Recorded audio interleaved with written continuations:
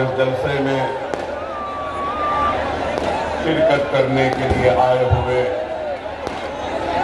बुजुर्गों, नौजवान साथियों और घरों में बैठकर सुनने वाली मेरी इज्जत मां, पर्दनशीन मां और बहनों, इंतखाबात का वक्त है। इंतखाबी सरगर्मियों का आगाज हो चुका है और 20 तारीख के दिन अवाम अपने पसंद के उम्मीदवार का इंतखाब करेगी और उसको ऐवान असेंबली में अपना नुमाइंदा बनाकर भेजेगी और इस उम्मीद के साथ भेजेगी कि वो उनके मसाइल की तर्जुमानी करेंगे, उनके दुख और दर्द को इख्तिदार पर बैठे जिम्मेदारों के सामने पेश करेंगे, उनके मसाइल को न सिर्फ पेश करेंगे बल्कि उनका हल भी ढूंढकर उसको हल करवाएंगे। और उसी इंतखाबी मुहिम के सिलसिले में मैं भी आज आपके दरमियान में आया हूं और अगर आया हूं तो कोई नफरत की बात करने नहीं आया हूं। अगर आया हूं तो किसी के जज्बात को ठेस पहुंचाने के लिए नहीं आया हूं। अगर आया हूं तो कोई नफरत की बात करने के लिए नहीं आया हूं। और अगर आया हूं तो यहां मजहबी मुनाफरत को फैलाने के लिए नहीं आया हूं। मैं आज आपके दरमियान में अपने दुख को लेकर आया हूं, अपने दर्द को लेकर आया हूं, अपने कर्ज को लेकर आया हूं, अपने साथ और मेरे भाइयों के साथ होने वाली नाइंसाफी को लेकर आया हूं और हिंदुस्तान की सबसे बड़ी अक़लियत मुसलमान के साथ हक तलफी जो हो रही है, उस हक तलफी वो नाइंसाफी को बयान करने के लिए आपके दरमियान में आया हूं। और इस बात से कोई इनकार नहीं कर सकता कि अगर किसी मुल्क की तरक्की हो या किसी रियासत की तरक्की हो या किसी शहर की तरक्की हो तो तरक्की उस वक्त तक मुकम्मल नहीं हो सकती जब तक के उसके तरक्की और उसकी खुशहाली का हिस्सा हर शहरी को न मिले। और हिंदुस्तान एक ऐसा गुलदस्ता है जिस गुलदस्ते में हिंदू भी है, मुसलमान भी है, सिख भी है, ईसाई भी है, पारसी भी है। इस गुलदस्ते में अल्लाह को मानने वाले भी हैं, भगवान को मानने वाले भी हैं, गॉड को भी मानने वाले हैं। तो इस गुलदस्ते में ऐसे भी लोग हैं जो अल्लाह, भगवान या गॉड को नहीं मानते। ये मुल्क सबका है। ये मुल्क सिर्फ मेरा नहीं है। ये मुल्क सिर्फ नरेंद्र मोदी का नहीं है। ये मुल्क सिर्फ राहुल गांधी का नहीं है। ये मुल्क सबका बराबर का है। और इस मुल्क में रहने वाला इस शहर और इस मुल्क पर अपना हक उतना ही रखता है जो दूसरों का है। लेकिन अफसोस के साथ मुझे ये कहना पड़ता है कि आज हम मुसलमानों को इस मुल्क का शहरी कम बल्कि इस मुल्क के किराएदार की तरह देखा जा रहा है। हमको दूसरे दर्जे की शहरी की तरह देखा जा रहा है। मैं दूसरे दर्जे का शहरी नहीं हूं, मैं पहले दर्जे का शहरी हूं। मैं आज आपके सामने अगर आया हूं तो जवाब तलब करने आया हूं उन लोगों से जिन्होंने कभी नारा दिया था सबका साथ, सबका विश्वास। तो मैं पूछना चाहता हूं कि मुझे तुमने अपने साथ से महरूम क्यों रखा? मुझे अपने विश्वास से महरूम क्यों रखा? तुमने मुझे विकास से महरूम क्यों रखा? क्या मैं इस मुल्क का शहरी नहीं? आज अगर हम आते हैं आवाम के दरमियान में तो हम ऐसे सवालात करते हैं तो हमारे ये सवालात बुरे दिखते हैं।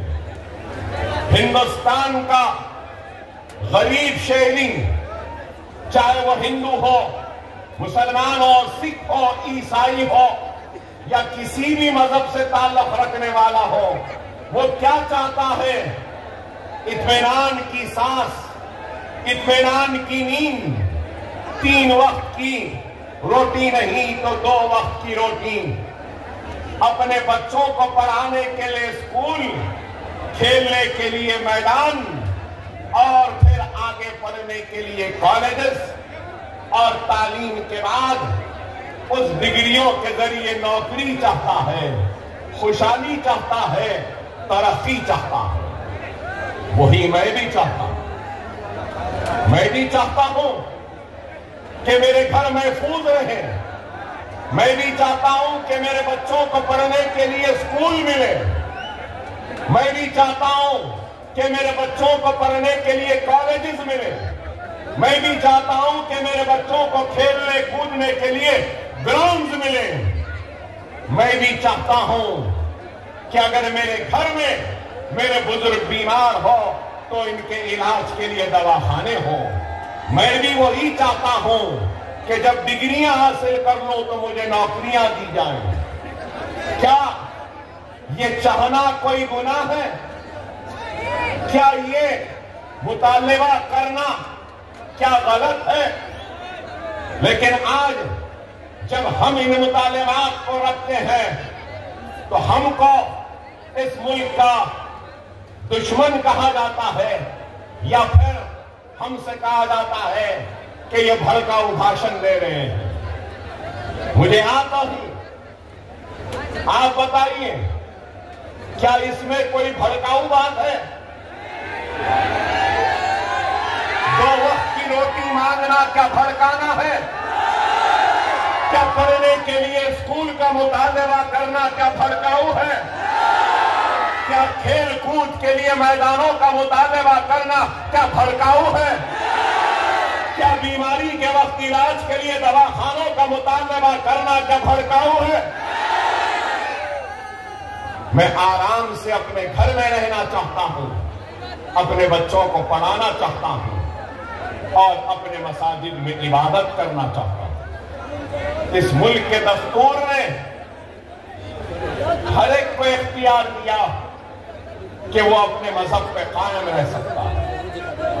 हिंदू को इख्तियार है कि वो अपने मजहब पे कायम रहे, अपने भगवान की पूजा करे, मनाजिर के घंटे बजाए। तो मुसलमान को भी इस मुल्क ने इजाजत दी है कि वो अपने मसाजिद से अज़ान की आवाज दे और नमाज पढ़े। तो इस मुल्क ने ईसाइयों को भी इजाजत दी है कि वो गिरजा घर में अपनी इबादत कर सके। पारसियों को भी इबादत दी करने का हक और इख्तियार। लेकिन आज ये मुल्क कहां जा रहा है? इस मुल्क का सबसे बड़ा मसला क्या है आज? सिर्फ मुसलमान का नहीं है।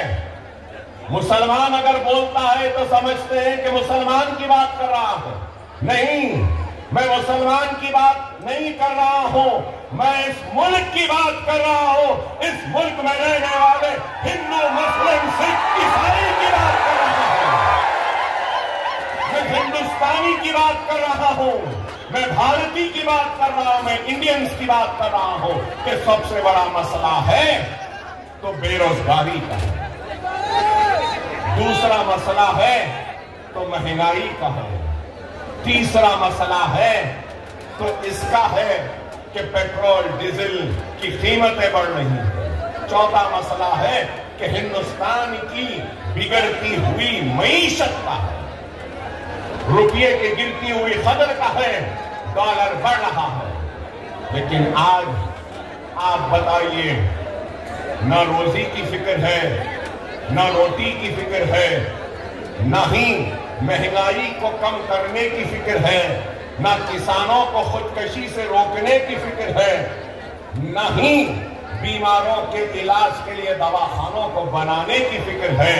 अगर सिर्फ फिक्र है तो यही है कि मुल्क में एक नफरत को पैदा करो, हिंदू मुसलमान की दीवार को खड़ा कर दो और सिर्फ बात की जाए तो सिर्फ मुसलमान ऐसा, मुसलमान वैसा, मुसलमान इतने शादी करता, मुसलमान ऐसा करता। नहीं मेरे भाई, इस मुल्क का मसला मुसलमान नहीं है, इस मुल्क का मसला बेरोजगारी है, इस मुल्क का मसला गुर्बत है, इस मुल्क का मसला पानी है, इस मुल्क का मसला अनाज है। लेकिन आज सिर्फ बातें अगर होती हैं तो क्या आप बताइए, मैं पूछना चाहता हूं, जिन लोगों ने कहा था कि 15 लाख लाएंगे, क्या लाए? ब्लैक मनी का खात्मा करेंगे, क्या हुआ? क्या करप्शन का खात्मा हुआ? क्या महंगाई कम हुई? क्या रोजी मिली? क्या रोटी मिली? लेकिन इन सारे मसाइल से तवज्जो को हटा दिया और क्या, बस मुसलमान मुसलमान।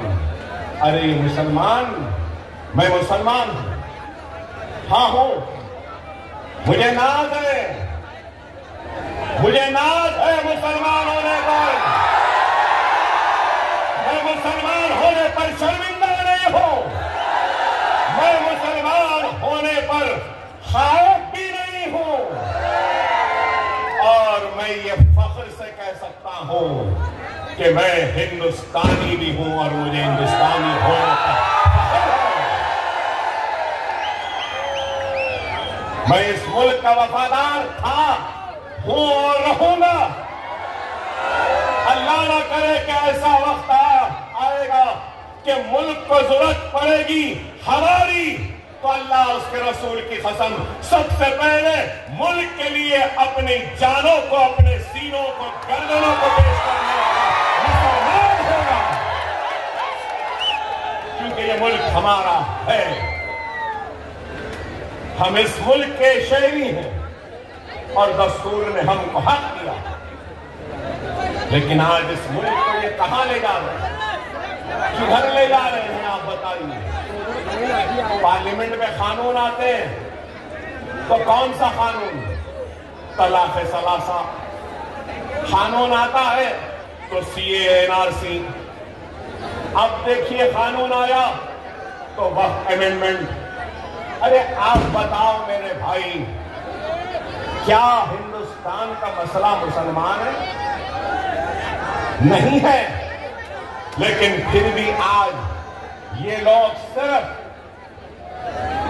हकीकी मसाइल पर से तवज्जो हटाने के लिए, अपनी नाकामी को छुपाने के लिए सहारा ले रहे हैं, तो सिर्फ और सिर्फ मजहब का और मुसलमानों को खाइफ कर कर, डरा कर, हिंदू भाइयों के दिलों में मुसलमानों के लिए नफरत को पैदा कर। हमको इस साजिश को समझना, अपने जज्बातों को काबू में रखना होगा। अगर हम जज्बात में आ जाएंगे तो याद रखो, हम दुश्मन के जाल में फंस जाएंगे। हमको चाहिए कि हम इन साजिशों को समझें और इन साजिशों का जवाब दें। हम इन साजिशों का जवाब कैसे दे सकते हैं? हम इन साजिशों का जवाब अपने इत्तेहाद के जरिए दे सकते हैं और हम इन साजिशों का जवाब अपने नुमाइंदों के जरिए दे सकते हैं। मैं आपसे ये बात कहूंगा, हमारे ऊपर नाइंसाफियों का तो एक रिकॉर्ड है,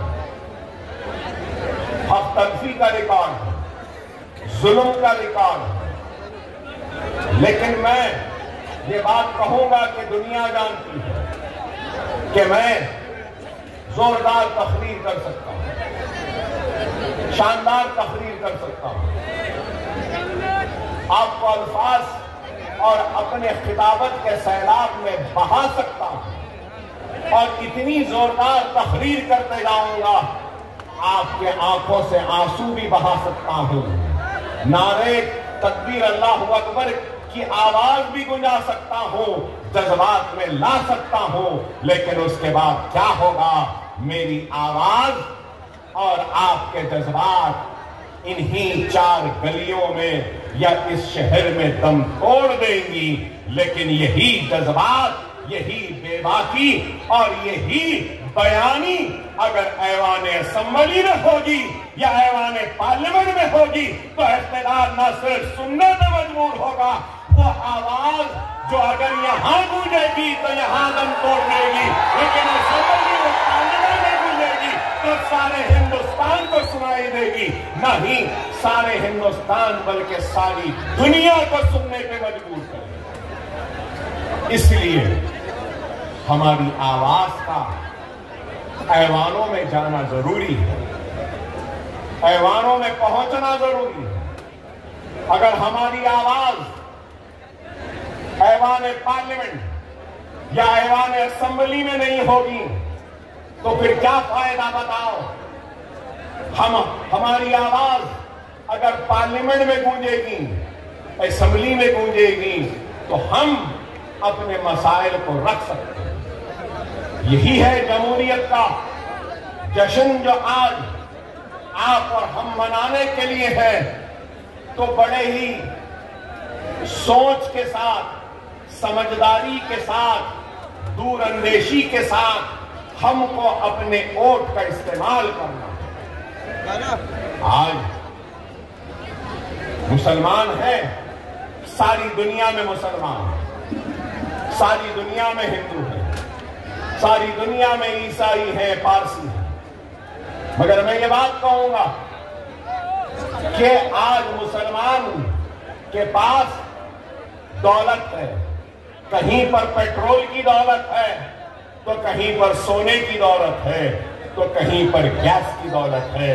याद रखो मेरे हिंदुस्तान के प्यारे हिंदुस्तानी मुसलमानों, तुम्हारे पास पेट्रोल और सोने वो गैस से बड़ी दौलत है और वो दौलत तुम्हारा वोट है। इसको समझो, इसकी अहमियत को समझो, इसकी ताकत को समझो। अगर आज हम अपने वोट की अहमियत को नहीं समझेंगे और जमहूरियत का हिस्सा नहीं बनेंगे, अपने वोट का इस्तेमाल नहीं करेंगे, तो फिर हम कैसे पूछ सकते हैं कि हमारे साथ नाइंसाफी? हम कैसे पूछेंगे कि हमारी हक तलफी है? खुदारा इस बात को समझो, हालात बड़े नाजुक हैं।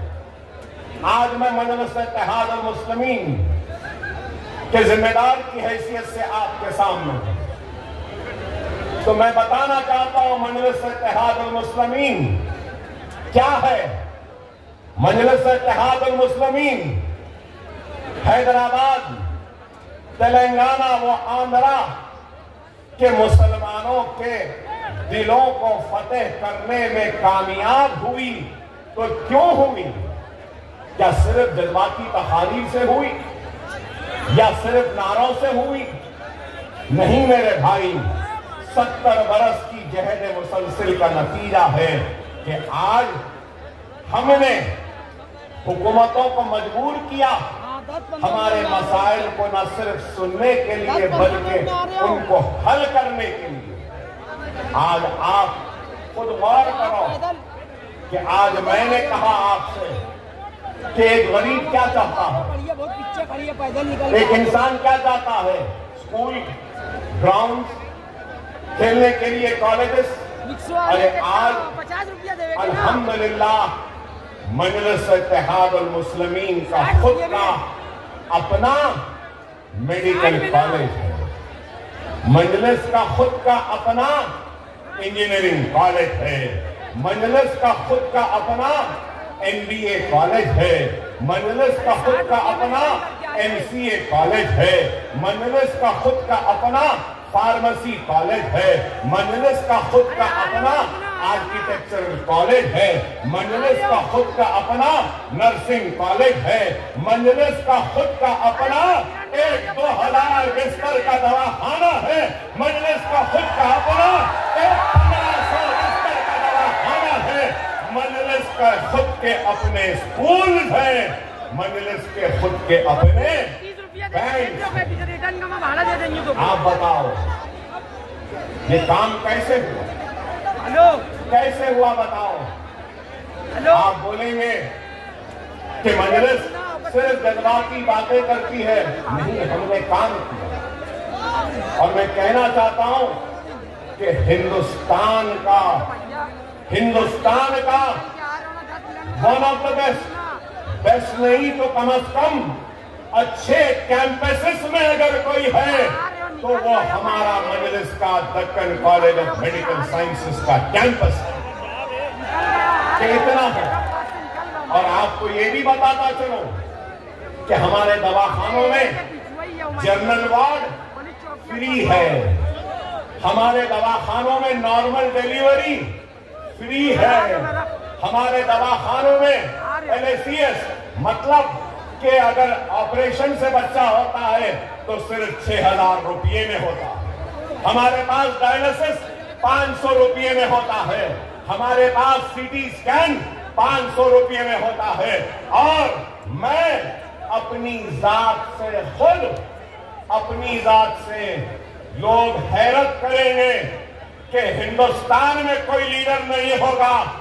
मैं खुद 10 स्कूल चलाता हूं जहां पर 25,000 बच्चों को मुफ्त तालीम दी जाती है।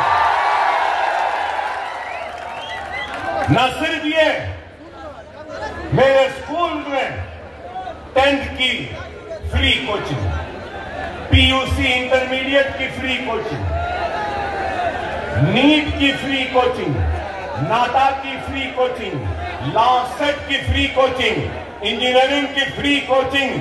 आपको सुन के हैरत होगी कि 40,000 बच्चों को मुफ्त तालीम का इंतजाम आज हैदराबाद में अकबरुद्दीन ओवैसी करवा रहा है। न सिर्फ ये, अब तक शहर हैदराबाद के 2.5 लाख खवातीन को हमने वोकेशनल की ट्रेनिंग दी। अगरबत्ती बनाना, मोमबत्ती बनाना, टोकरे बनाना, स्पोकन इंग्लिश, कंप्यूटर के classes, mehndi designing, beauty classes, fashion technology. अरे आप बताओ 2.5 लाख न सिर्फ ये, बल्कि वो नौजवान जो माशी परेशानी की वजह से अपने तालीम को तर्क करता है, उसको हम ओपन स्कूल के जरिए 10th लिखाते हैं, ओपन स्कूल के जरिए 12th लिखाते हैं और ओपन यूनिवर्सिटी के जरिए हम उसको ग्रेजुएट भी बनाते हैं और उसका मास्टर्स लेने करना। क्या ये काम नहीं? अरे ये काम है। आप बोलेंगे कि अकबर साहब आपने तो ये काम किया और फिर रियासत में कैसा काम? आज मैं मजलिस इत्तेहाद अल मुस्लिमीन का फ्लोर लीडर, आपकी तवज्जो चाहता हूं यहां बैठे लोगों से। मैं जब पहली मर्तबा मजलिस का फ्लोर लीडर बना, कब? 2004 में। 2004 में जब फ्लोर लीडर बना तो माइनॉरिटीज अक़लियतों का बजट जो था वो 26 करोड़। कितना? 26 करोड़। और आज मैं जिस रियासत से आया हूं वहां पे माइनॉरिटीज का बजट 3000 करोड़ का है। कितना? 3000। आप बताओ, क्या ये कारनामा नहीं है?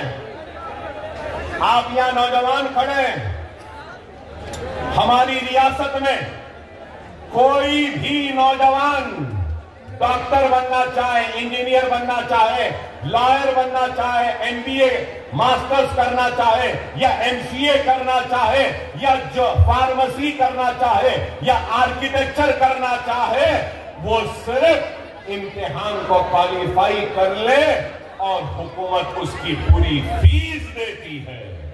क्या आपको मालूम 10 साल में कितने मुसलमान बच्चों को स्कॉलरशिप मिली? क्या आप जानते हैं? आपको सुनकर हैरत होगी, तेलंगाना में मुसलमानों की आबादी कितनी है? तेलंगाना में मुसलमानों की आबादी 50 लाख है। कितनी? 50 लाख। और महाराष्ट्र में मुसलमानों की आबादी कितनी है? 1,44 लाख। 1,44 लाख महाराष्ट्र में है, हमारे पास 50 लाख।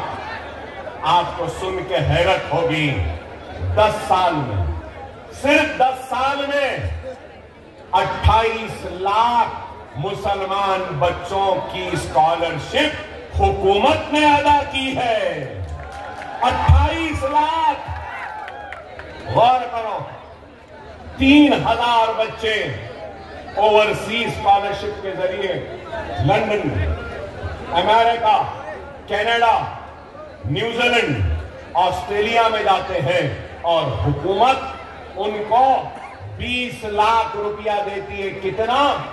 20 लाख रुपया देती है। प्लेन का टिकट देती है, हॉस्टल की फीस देती है और सेमेस्टर की फीस देती है। मास्टर्स करने के लिए गए।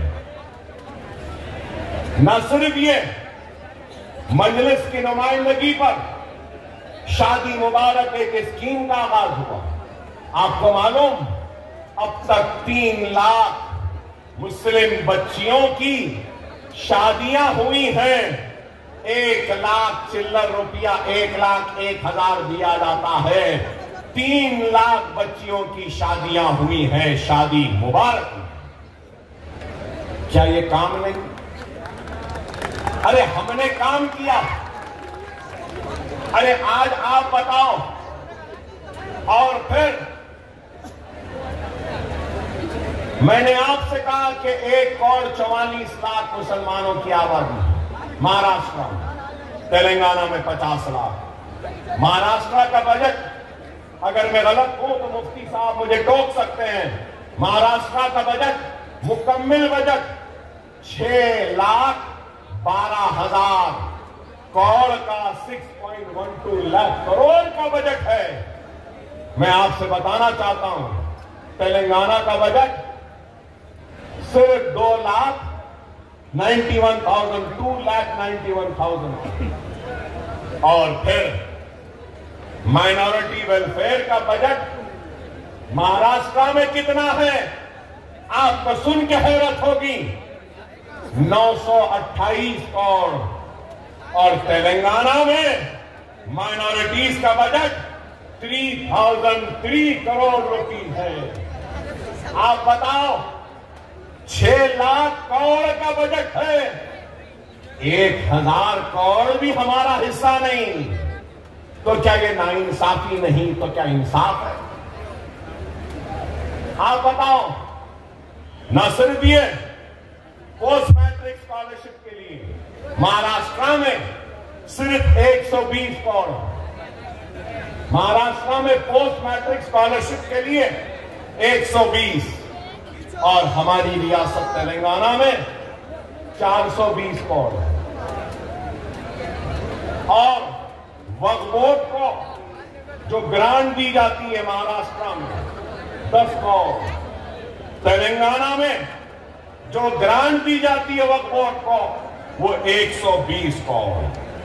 Minority finance corporation 500 crore. यहां पे बैंक लिंक सब्सिडी है। बैंक लिंक मतलब बैंक से लिंक है। हमारे पास 450 करोड़ है, कोई बैंक से लिंक नहीं है। एक ही वक्त दे देते हैं, वो ले लेता है, कारोबार करता है और अपनी रोजी रोटी पे दबाता है। ये काम है। रेजिडेंशियल स्कूल्स, क्या यहां पे एक भी मुस्लिम रेजिडेंशियल स्कूल है? आपको सुन के हैरत होगी। एक भी महाराष्ट्र में मुस्लिम माइनॉरिटी रेजिडेंशियल स्कूल नहीं है। लेकिन मैं जहां से आया हूं वहां पर 950 मुस्लिम minority residential schools and colleges है। क्या ये काम नहीं?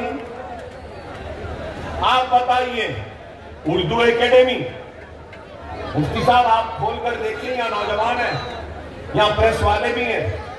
महाराष्ट्र उर्दू एकेडमी, आपके पास इंटरनेट है तो खोलकर देखिए।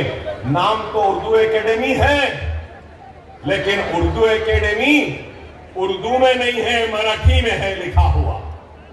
उसका वेबसाइट खोलिए, वहां है उर्दू एकेडमी। नाम तो उर्दू एकेडमी का है, लेकिन उर्दू में वेबसाइट भी नहीं है, लिंक भी नहीं है। और फिर यहां उर्दू एकेडमी को कितने देते हैं? 2 करोड़। हमारी रियासत में 12 करोड़। चलिए, रमजान में हम रोजा रखते हैं ना। हमारी रियासत में रमजान में मुसलमानों में 68 करोड़ रुपया बांटा जाता है। साड़ी दी जाती है, कुर्ता पैजामा दिया जाता है और उनको ईद की खुशियां मनाने के लिए करीब 68 करोड़ रुपया खर्च किया जाता है। क्या आपके पास है? चलिए ये छोड़ दीजिए, मुफ्ती साहब हैं, मजहबी हैं, यहां पे मसाजिद होंगे, है ना? मसाजिद तो है, मसाजिदों में इमाम भी है, मौजनीन भी है। हमारे पास 17,000 इमाम और मौजनीन को हर महीना 5,000 रुपया दिया जाता है। आप बताओ, क्या यहाँ के एक इमाम को, एक मौजन को सरकारी खजाने से 1 रुपया भी दिया जा रहा है? अरे ये हमारा काम। और ये काम किसने करवाया? ये काम मजलिस इत्तेहाद अल मुस्लिमीन ने करवाया। अरे हम सिर्फ हुकूमतों का इंतजार नहीं करते, अपने बलबूते से भी जो होता है वो करते हैं। ये काम है और हम चाहते हैं कि यही काम महाराष्ट्र में है। तो महाराष्ट्र में हो तो अब यहां बैठे लोग बोलेंगे, अकबर साहब आप बातें करें ना, यहां पर भी करिए। नहीं, मैं अगर आज आया हूं तो अकबरुद्दीन ओवैसी और हैदराबाद की मजलिस जैसी उस मजलिस को यहां बनाने आया हूं और अकबर ओवैसी जैसे काम करने वालों को पैदा करने के लिए आया। आपका काम, आपको चाहिए, अगर इखलास होगा, नेक नियति होगी और काम करने का जज्बा होगा और तुम्हारे खिदमात में बेगर्जी अगर होगी तो जरूर ये काम यहां पर भी हो सकता है। क़यादतें आसान नहीं होती। क़यादत करना बड़ा कांटों का ताज है, आसान नहीं होता। अगर क़यादत करना है तो पहले बेगर्ज बनो, मुखलिस बनो, मोहसिन बनो, दर्द को समझने वाला बनो, और गरीब की तकलीफ को समझने वाला बनो, तो जब जाकर तुम कामयाब होगे और कुछ कर सकोगे। यही है और कुछ नहीं। और आज हमको एक ऐसी क़यादत चाहिए जो इखलास से भरी हो, जो भटके हुए नौजवानों को राह रास्त पर लाए। नौजवानों के जोश की मैं कदर करता हूं, सलाम करता हूं आपके जोश को, आपकी मोहब्बत को सलाम करता हूं, कदर करता हूं, आपकी मोहब्बत का एहतराम करता हूं। लेकिन ये बात जरूर कहूंगा कि अपने सीनों में ईमान को जिंदा रखो, ईमान को मरने न दो। दुनिया के पीछे न दौड़ो, आखिरत की फिक्र करो। ये दुनिया फानी है, ये दुनिया हसीन है, दुनिया जमील है, दुनिया खूबसूरत है, लेकिन याद रखो ये दुनिया खत्म होने वाली है। किसी को आगे तो किसी को पीछे, हम सबको दुनिया को छोड़कर जाना है, अल्लाह को मुंह दिखाना है। और अल्लाह हमसे पूछेगा कि तूने क्या किया है, तो अल्लाह के सामने हाजिर होते वक्त कुछ तो ऐसा कर लो जिससे कि अल्लाह तुमसे राजी हो जाए, अल्लाह खुश हो जाए और तुम्हारी आखिरत संवर जाए। अभी आया, लोगों ने कहा शेर आया, शेर आया। नहीं मेरे भाई, मैं कोई शेर वेर नहीं, ना ही मुझे शेर बनने का शौक है। नहीं, मैं शेर नहीं हूं, मैं इंसान हूं। और मैं अपने आका मोहम्मद मुस्तफा सल्लल्लाहु अलैहि वसल्लम के गुलामों के गुलामों के गुलामों के गुलामों के गुलामों के गुलाम हूं। मैं शेर नहीं, मगर ये जरूर है मैं तुमको शेर बनाने आया। शेर बनना है, शेर बनना है, शेर बनना है, अपने हक के लिए लड़ना है, इंसाफ के लिए लड़ना है। तो आसान है, आसान है। क्या है बोलो, बोलो क्या है? अमल करोगे? वादा है, वादा है, करोगे? नमाज के पाबंद बन जाओ, कुरान को पढ़ो, सुन्नत रसूलुल्लाह पे अमल करो, यतीमों के सर पर हाथ रखो, बेवाओं की मदद करो, जुल्म के खिलाफ आवाज बुलंद करो, अपने गुनाहों से तौबा करते हुए अपने रूठे हुए अल्लाह को मना लो। तुम शेर बन जाओगे और तुम शेर के सामने दुनिया की कोई ताकत तुमको कमजोर नहीं कर सकती। ये हमारे ईमान की ताकत। खुदारा समझो, समझो ये बात को। जज्बाती तकारीर मैं नहीं करूंगा आज, मैं सिर्फ अपनी कौम को समझाने आया हूं। अपने वजूद को समझो, अपने वजूद को समझो। अगर मैंने ये सारे कौड़ा रुपये की बात कही, इतने पैसे मिल रहे हैं, हुकूमत नहीं दे रही है, ठीक है, मजलिस लड़के महाराष्ट्र में मिलेगी जैसा तेलंगाना में ली थी। आप भेजो हमारे नुमाइंदों को, हम लड़ेंगे, मजबूर करेंगे कि वो सब दे जो तेलंगाना में दिया जाता, लेंगे। लेकिन हर कोई कहता है कि मुसलमान गरीब है। बेशक गरीब है, बेशक गरीब है, पिछड़ा हुआ, पसमानदा, सबसे पीछे है। लेकिन हमारे पास एक बहुत बड़ी दौलत है जो किसी के पास नहीं, और वो दौलत ईमान की दौलत है, वो ताकत कलमे की ताकत है। ला इलाहा इल्लल्लाह मुहम्मदुर रसूलुल्लाह। ये बहुत बड़ी ताकत। कई उलमाओं ने अपनी किताबों में लिखा है कि अगर कोई कलमा पढ़ ले सच्चे दिल से तो ला इलाहा इल्लल्लाह मोहम्मद रसूलुल्लाह कलमा पढ़ते पढ़ते समंदर को भी पार कर सकता है। अरे ये ताकत है तुम्हारे पास। अरे इस ताकत को समझो, अपने जिंदगियों में तब्दीली लाओ, अपने जिंदगियों में एक तब्दीली लाओ। खुदारा ये इलेक्शन तो आते रहेंगे जाते रहेंगे, अपने जिंदगियों में इस्लाह लाओ, गुनाहों से परहेज करो, हराम से परहेज करो, नेकी को इख्तियार करो, मसाजिदों का आबाद करो। अगर मसाजिद आबाद रहेगी तो कोई तुम्हारे मसाजिदों पे बुरी नजर उठाना का सोचेगा भी नहीं।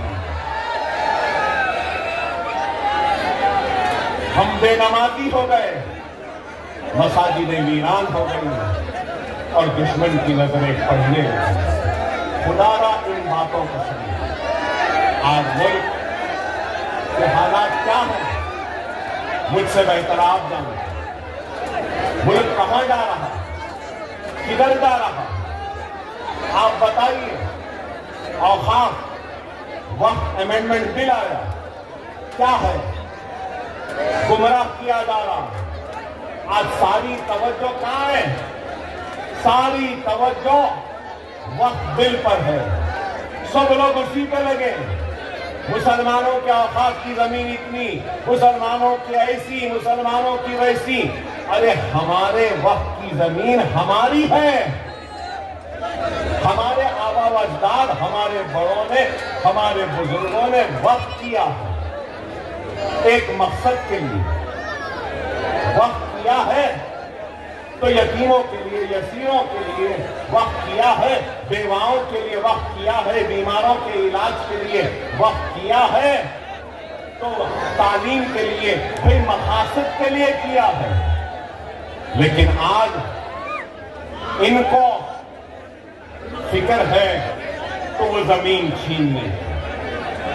आप बताइए, हमारे ईमान का एक हिस्सा है वक्त, और आज वक्फ बिल जो आया है उस वक्फ बिल में कहते हैं कि वक्फ बोर्ड में गैर मुस्लिम भी होगा। क्या हिंदू एंडोमेंट में क्या नॉन हिंदू होगा? अरे हिंदू को मालूम कि हिंदू की पूजा कैसे की जाती है, हिंदू को मालूम कि मनादिर में किस तरीके से पूजा होनी चाहिए, क्या करना चाहिए। वैसा ही मुसलमान को मालूम कि मस्जिद में कैसा होना है, दरगाह में कैसा होना है। आप बताओ, यहां पे ठहरे और इस मजमे में मौजूद मेरे हिंदू भाइयों से भी मैं पूछूंगा, आपके मजहब के बारे में, या मीडिया में भी हिंदू भाई होंगे, उनसे कहूंगा आपके हिंदू मजहब के बारे में आप बेहतर जानेंगे या मुसलमान बेहतर जानेगा? एक हिंदू मजहब के पूजा किस तरीके से हो, एक पुजारी बेहतर जानेगा या एक मुसलमान जानेगा? मगर आप देखो किस तरीके से आज हरासा को परेशान किया जा रहा है। क्या है, किधर है? आप को गौर और फिक्र करनी चाहिए।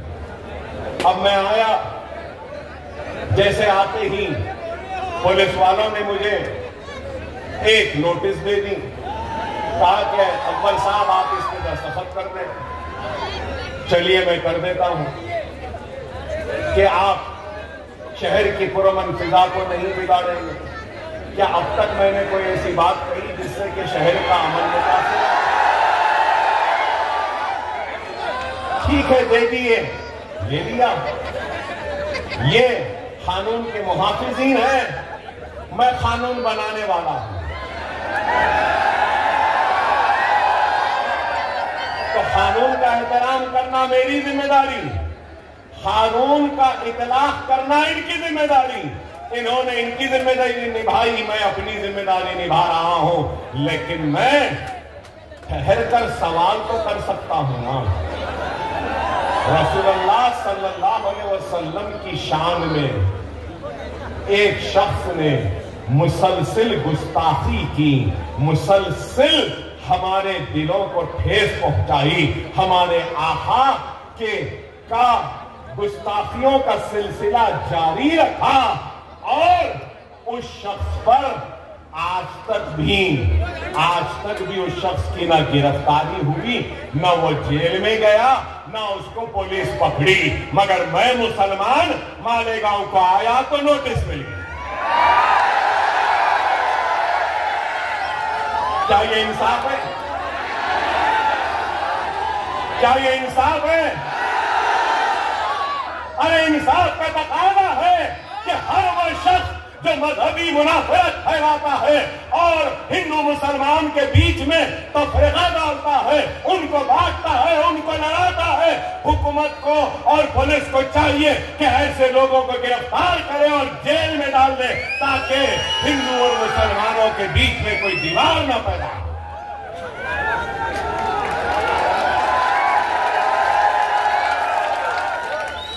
मैं एक बात कहना चाहता हूं और एक मुतालबा करना चाहता हूं। अगर मेरे मुतालबे को आप सारे लोग कबूल करते हैं तो जोरदार नारा लगाना। मजलिस इत्तेहादुल मुस्लिमीन की तरफ से अकबरुद्दीन ओवैसी आज इस जलसे के जरिए इस आवाम की मौजूदगी में यह मुतालबा करता है कि रसूलुल्लाह की शान में गुस्ताखी करने वाले को फौरन गिरफ्तार किया जाए, जेल में डाला जाए। क्या आप मंजूरी देते हैं? नारे तकबीर, नारे तकबीर, नारे तकबीर।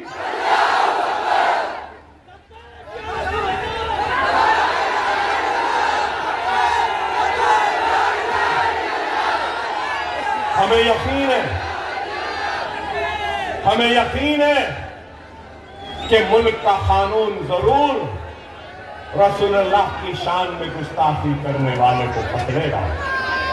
मुझे यकीन है कि जिस तरीके से ये सच्चे बहादुर जवामर्द पुलिस वालों ने जो मुझे नोटिस दी है, यही सच्चे जवामर्द ईमानदार पुलिस ऑफिसर अपनी ड्यूटी करेंगे और गुस्ताख को भी पकड़ कर लाएंगे। मुझे यकीन। अब वक्त बताएगा, वक्त फैसला करे। हम जानते हैं। और फिर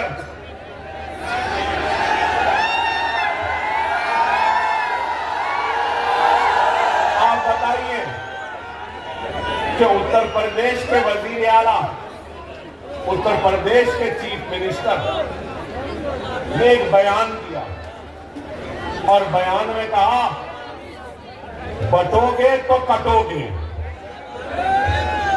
यहां मीडिया वाले बैठे हैं, मैं मीडिया वालों से एक छोटा सा मशवरा दूंगा आपको।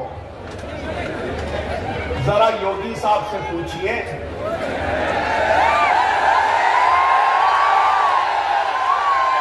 कि योगी साहब ने किसके बटने की बात की, किसके कटने की बात की। मिस्टर योगी किससे मुखातिब है? बटोगे किससे कह रहे हैं? कटोगे किससे कह रहे हैं? जरा पूछो ना भाई। मैं ये समझता हूं कि अगर हिंदुस्तान में हिंदू, मुस्लिम, सिख, ईसाई, पारसी अगर बटेगा तो हमारा मुल्क कमजोर होगा। अगर हम सब एक रहेंगे, हिंदू, मुस्लिम, सिख, ईसाई, तो वो दिन दूर नहीं कि हिंदुस्तान दुनिया का सुपर पावर बन जाएगा। सही है या गलत? पता नहीं ये योगी किसके बटने की बात कर रहे हैं, किसके कटने की बात कर रहे हैं? कटवाने की सियासत करने वाले आज बांटने और कटाने की बात कर रहे हैं। बुलडोजर की सियासत करने वाले आज ये बात कह रहे हैं। मॉब लिंचिंग, लव जिहाद के नाम पर काटने वाले ये बात कह रहे हैं।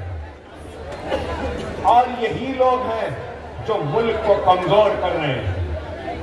आप बताइए, दाढ़ी है तो मारते हैं, सर पे टोपी है तो पीट देते हैं, चेहरे पे सुन्नत है तो ट्रेन में गोलियां मार दी।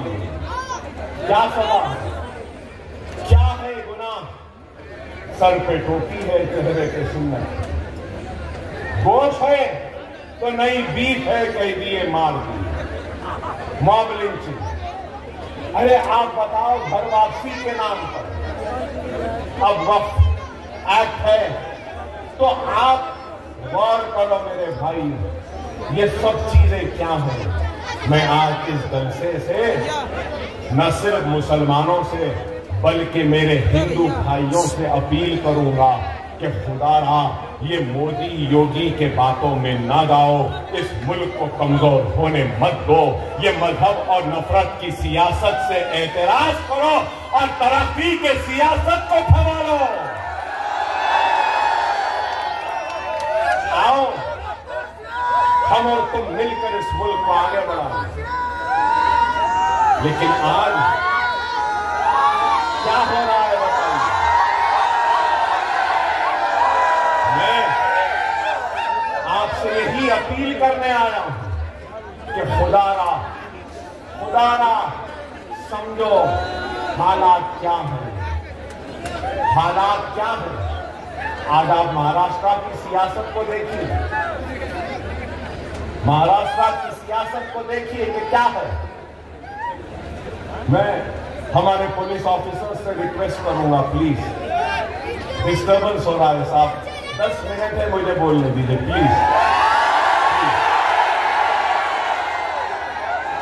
और मैं पब्लिक से भी रिक्वेस्ट करूंगा कि जो जहां है वहां ठहर जाए। देखो ये अपनी ड्यूटी कर रहे हैं, ठहर जाओ। 10 मिनट में मैं खत्म कर दूंगा अपनी तहरीर, समझो। 10 मिनट है।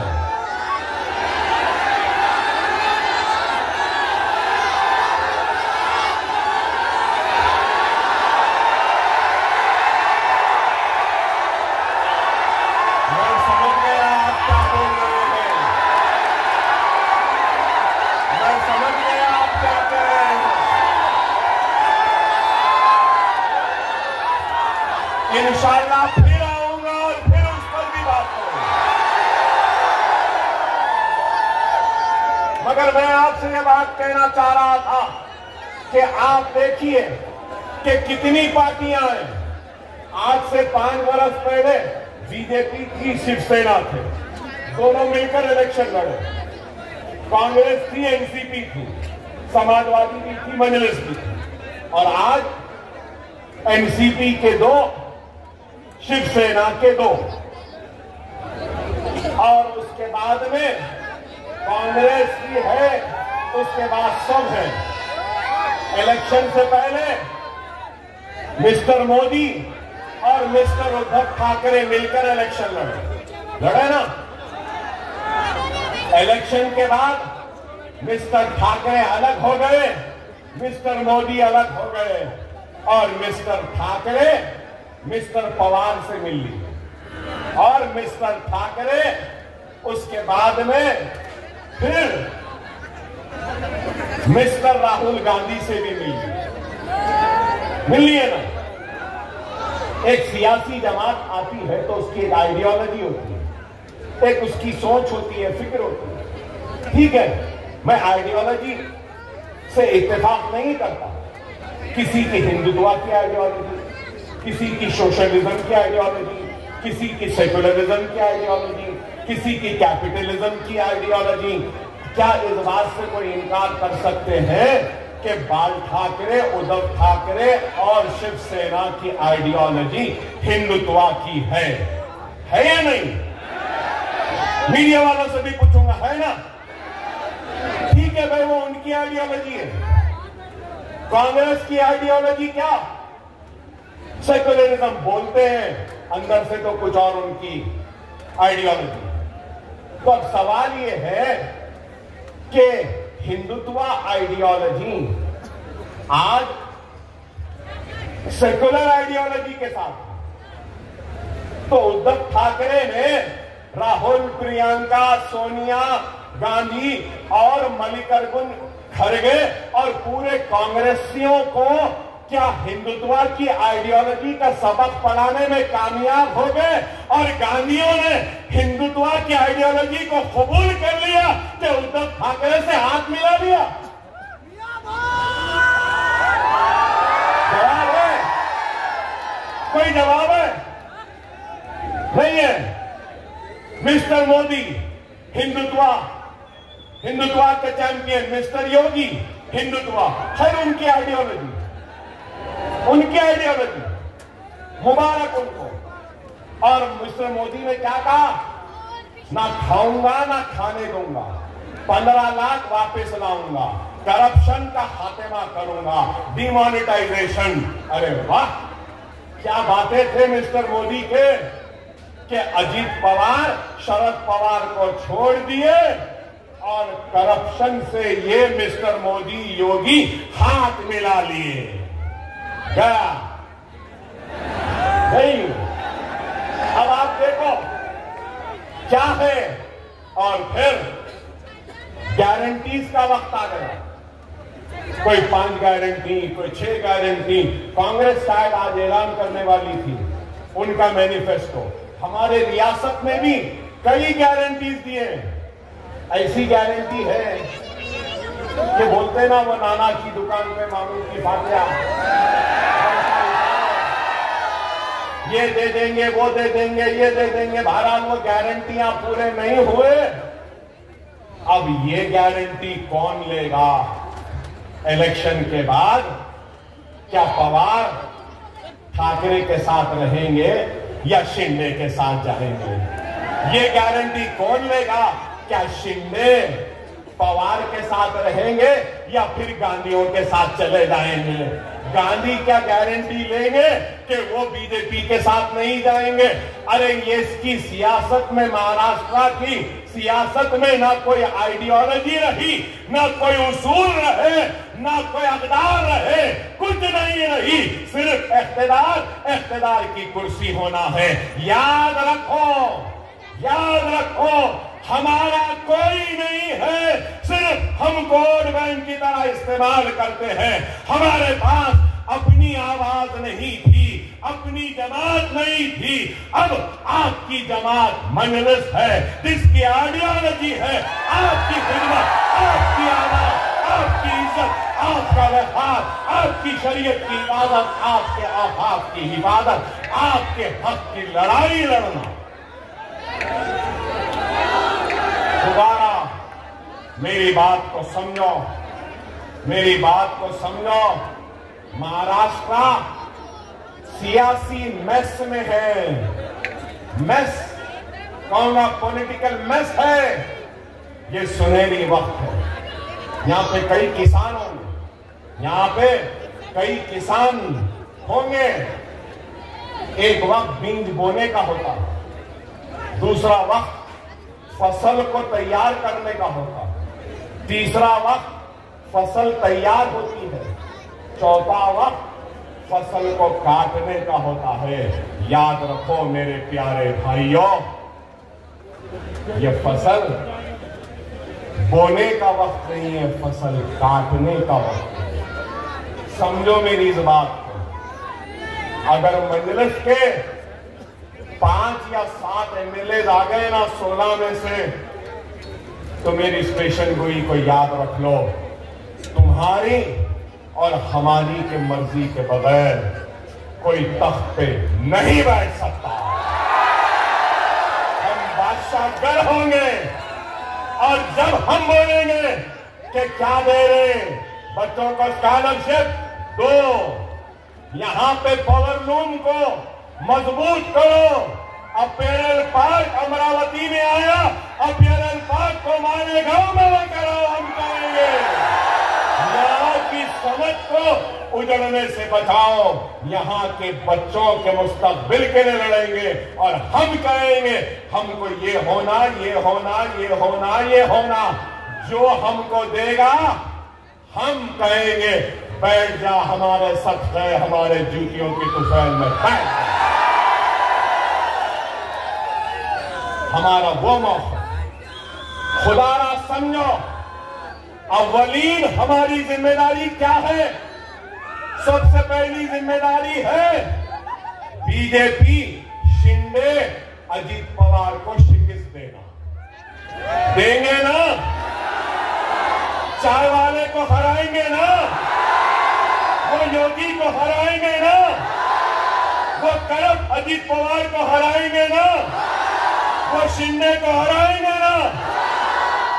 उसके बाद में जिम्मेदारी है तो क्या है? मजलिस जहां है इसको जिताना। जिताएंगे ना? होशियारी से वोट का इस्तेमाल करो। कहीं ऐसा ना हो जाए कि आपका वोट बीजेपी के दामन में ना चला जाए।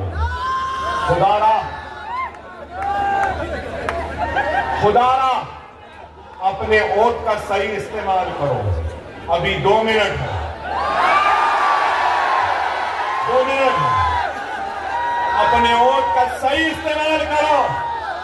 अगर मैं यही कहूंगा मजलिस को भी नहीं लेना चाहते हैं तो ये समझ लो अच्छाई और मुकाबले में अगर कोई है तो बुराई है।